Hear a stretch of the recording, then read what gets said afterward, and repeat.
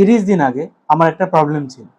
আমি খুব একটা খারাপ ইনকাম করতাম না, বাট মাস শেষ হলে অ্যাকাউন্ট ব্যালেন্স দেখে এমন মনে হতো যেন হ্যারি পটারের ম্যাজিকের মতো টাকাটাও গায়েব হয়ে যাচ্ছে।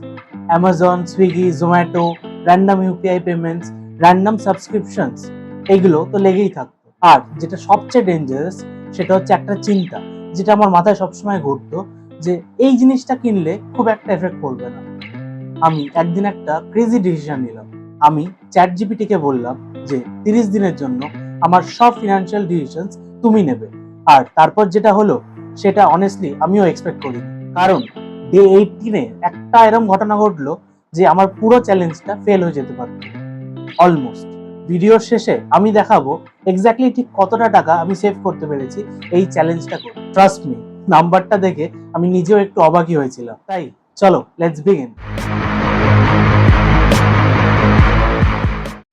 নমস্কার বন্ধুরা, welcome back to financial being YT channel. আজ আমি কোনো থিওরি বলবো না, কিংবা কোনো মোটিভেশনাল কোর্সও বলবো না, বরঞ্চ আজ আমি তোমাদের সাথে শেয়ার করব একটা রিয়েল লাইফ এক্সপেরিমেন্ট। চলো। আমার মাথায় যে সিম্পল কোশ্চেনটা এসেছিল সেটা হলো, চ্যাট জিপিটি কি সত্যি আমাদের টাকা সেভ করতে হেল্প করতে পারে, নাকি এটা জাস্ট একটা ইন্টারনেট হাইপ? আর সেটা আমি টেস্ট করেছি নিজের টাকা দিয়ে, আর রেজাল্টটা ভীষণই ইন্টারেস্টিং। প্রথমত চ্যাট জিপিটি আমার স্পেন্ডিং অ্যানালাইসিস করলো। আমি আমার লাস্ট 2 মাসের ট্রানজাকশনস আপলোড করলাম, আর এখানেই আমি ফার্স্ট শকটা খেলাম।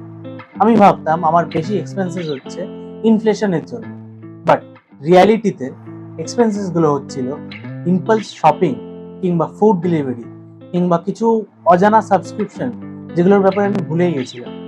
আমার তো হুট করে এটাও মনে হলো যে চ্যাট জিপিটি হয়তো আমার মার সাথে কথা বলেছে, কারণ রেসপন্সটা দুজনের একই রকম ছিল। চ্যাট জিপিটি লিখেছিল, আপনি এতবার খাবার অর্ডার করেন কেন? আর এখানে আমি বুঝলাম যে প্রবলেমটা ইনকামের কোনোদিনই ছিল না, প্রবলেমটা সবসময় অ্যাওয়ারনেস। একটা কুইক কোয়েশ্চেন, আপনি কি জানেন লাস্ট মাসে আপনি ফুড ডেলিভারিতে কত খরচা করেছেন? জানেন না তো? আমিও জানতাম না। চ্যাট জিপিটি আমার একটা রুল অ্যাপ্লাই করতে বললো, নন এসেনশিয়াল কিংবা জরুরি যদি কিছু না হয়, এরকম কিছু যদি আপনার কিনতে মন চায়, তাহলে 24 ঘন্টা সেটার জন্য ওয়েট করে যান। ইনিশিয়ালি আমার মনে হলো এই রুলটা দিয়ে কি আর হবে। একদিন আমার একটা হেডফোন পছন্দ হয়ে গেল 1899 টাকার, আর ওটা কার্টে অ্যাড করে দিলাম। বাট তখনই আমার চ্যালেঞ্জটার কথা মনে পড়লো, 24 ঘন্টা রুলটার কথা মনে পড়লো। সো সেটাকে ফলো করলাম, আর 24 ঘন্টা পরে আমি অলমোস্ট ভুলেই গেছিলাম যে আমার একটা হেডফোনের দরকার ছিল। শুধু একটা ছোট্ট ডিসিশন আর 1899 টাকা সেভ। তখন আমি রিয়েলাইজ করলাম আমি কোনো প্রোডাক্ট কিনছিলাম না, আমি একটা ইমোশনকে কিনছিলাম। নেক্সট চ্যাট জিপিটি আমাকে বলল, সব সাবস্ক্রিপশনের আপনি একটা লিস্ট তৈরি করুন। Netflix, cloud storage, random productivity tool, music app, এরকম আরও কত কিছু কিছু সাবস্ক্রিপশন দেখে আমার এরকম রিয়াকশন ছিল যে এইটা এখনো চলছে। এগুলো ক্যান্সেল করার পরে বুঝলাম যে টাকা একবারে নষ্ট হয় না, আস্তে আস্তে সেটা শেষ হয়ে যায়। এতক্ষণ অবধি এক্সপেরিমেন্ট আমার ইজি লাগছিল, বাট ডে 18-এ এমন একটা ঘটনা ঘটলো যে সেদিন অলমোস্ট আমি চ্যালেঞ্জটা ফেল করে যাচ্ছিলাম। একটা বন্ধুর জন্মদিন ছিল, সবাই প্ল্যান করলো বেরোবে, খেতে যাবে রেস্টুরেন্টে, শপিং করতে যাবে, ফটোস তুলবে, আরো কত কি। আর আমি চ্যালেঞ্জটার মধ্যে ছিলাম। তখন মনে হচ্ছিল একদিন খরচা করলে কি বা হবে। এইটা একটা ডেঞ্জারাস ভাবনা, কারণ এইটা দিয়েই সব ফিনান্সিয়াল মিস্টেক্স চালু হয়। এরকম সিচুয়েশনে চ্যাট জিপিটি আমায় নিজেকে একটা প্রশ্ন করতে বললো, যে এই ডিসিশনটা আপনার কি লাইফে ভ্যালু অ্যাড করবে, নাকি একটা মোমেন্টারি এক্সাইটমেন্ট? আর এই প্রশ্নটা আমার মাথায় শুধু ঘুরতে লাগলো। অ্যাজ এ রেজাল্ট আমি গেলাম, ঘুরলাম তাদের সাথে, বাট কোনো আননেসেসারি স্পেন্ডিং করলাম না। এই লেসেনটা আমার লাইফে সব থেকে ইম্পর্টেন্ট মনে হয়েছিল, কারণ টাকা সেভ করা মানে লাইফটাকে এনজয় করব না এরকম ব্যাপার না, বাট সেটাকে স্মার্টলি করা। ডে 22 আস্তে আস্তে আমি একদমই উইক হয়ে পড়লাম। অফিসের কাজ, স্ট্রেস, বাইরে বৃষ্টি, মন খারাপ, সব মিলিয়ে কি মনে হতে আমি সুইগি অ্যাপটা খুলে ফেললাম। মনে হলো চ্যালেঞ্জটা হয়তো হেরে গেলাম, বাট কি মনে হতে চ্যাটজিপিটির মিল প্ল্যানের কথাটা মনে পড়ে গেল।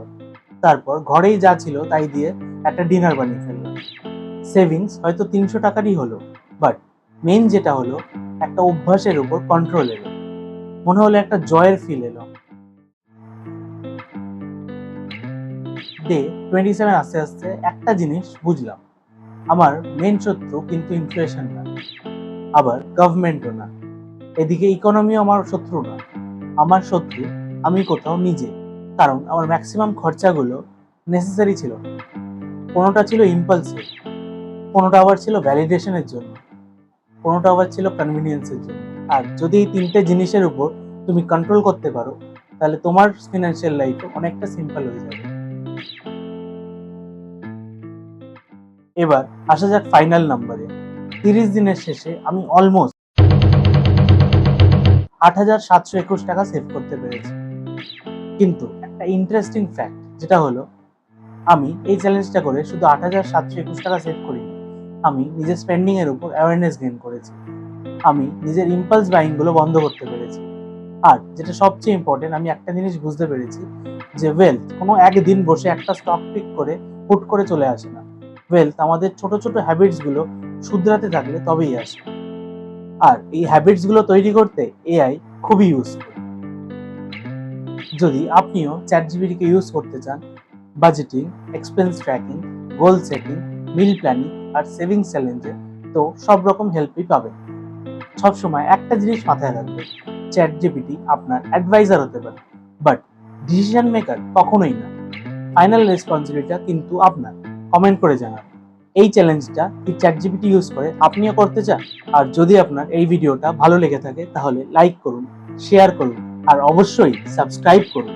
আর এখন এন্ড স্ক্রিনে যে ভিডিওটা দেখবেন 10 শকিং মানি ফ্যাক্টস, এই ভিডিওটা ট্রাস্ট মি আপনার চিন্তাধারাও হয়তো বদলে দিতে পারে। তাই ক্লিক করুন, ওখানেই দেখা হচ্ছে। বাই।